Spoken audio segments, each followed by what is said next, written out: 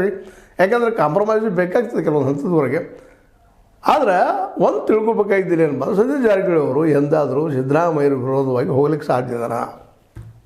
K L ರಾಜನರು Siddaramaiah ವಿರುದ್ಧ ಹೋಗ್ಲಿಕ್ಕೆ ಸಾಧ್ಯ ಇದಾನ? ಅವರೆಲ್ಲ ಬಂಟ್ರಿ, ಅವರು ಸಿದ್ದರಾಮಯ್ಯರು ಬಂಟ್ರು. ಸ್ವತಃ ನಮ್ಮ ಗುರು ಶಿಷ್ಯರ ಸಂಬಂಧ ಅಂತೇಳಿ ಸತೀಶ್ ಅವರು ಹೇಳ್ಕೊಳ್ತಾರೆ.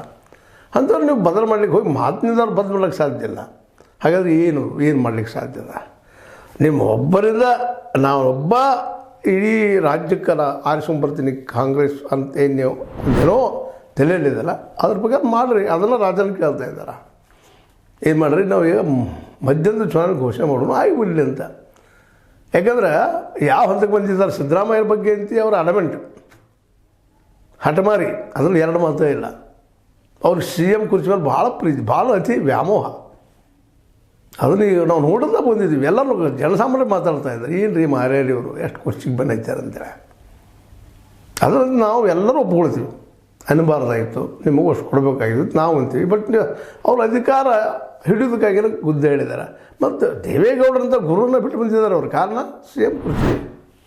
ನನಗಿಲ್ಲೇ ನಮ್ಮ ಇವರಲ್ಲೇ ನಮ್ಮ ದೇವೇಗೌಡರ ಪಕ್ಷದಲ್ಲಿ ಉಳಿದ್ರೆ ನನಗೆ ಯಾವ ಕಾಲಕ್ಕೂ ಇವರು ಸಿ ಎಮ್ ಮಾಡೋದಿಲ್ಲ, ನಾವು ಸುಮ್ಮನೆ ಅವ್ರ ಮನೆ ಬೀಳಿಸ್ಬೇಕಾಗ್ತದೆ, ನಾವು ಸ್ವಂತ ನಂದೇನು ಮಾಡ್ಬೇಕಂತ ಬಿಟ್ಟು ಬಂದಿದ್ದವರು. ಎಚ್ ಡಿ ಕುಮಾರಸ್ವಾಮಿಗಳ ಕಡೆ ಆಸಕ್ತಿ ತೋರಿಸಿದ್ದಕ್ಕಾಗಿ ಇದು ಮೂಲ ಕಾರಣಗಳು. ಅವ್ರೇನೋ ದೇವೇಗೌಡ ಒಂದು ಹೇಳ್ತಾರೆ, ಇವರು ಒಂದು ಹೇಳ್ತಾರೆ, ಏನೂ ಇರಲಿ. ಬಟ್ ಬಂದಿದ್ದ ಕಾರಣ ಇದೆ. ಜೆ ಎಚ್ ಪಟೇಲ್ ಜೊತೆ ನನಗೆ ಮುಖ್ಯಮಂತ್ರಿ ಬೇಕಂತ ಕೇಳಿದವರು ಇವರು. ಜೆ ಎಚ್ ಪಟೇಲ್ ಅವತ್ತು ಎತ್ತರದ ನಾಯಕತ್ವ, ಅದು ಎರಡು ಮಾತಿಲ್ಲ. ಮತ್ತು ಇವತ್ತು ಬಿಡ್ತಾರೆ ಅವರು. ಇನ್ನೂ 2 ವರ್ಷ ಆಗೋರನ್ನ. ಇನ್ನು 2.5 ವರ್ಷ ನಂತರದ ಬಗ್ಗೆ ಏನು ಮಾಡೋದು ನಾವು ನೀವು ಪ್ಲ್ಯಾನ್ ಮಾಡ್ಕೊಡೋದಪ್ಪ.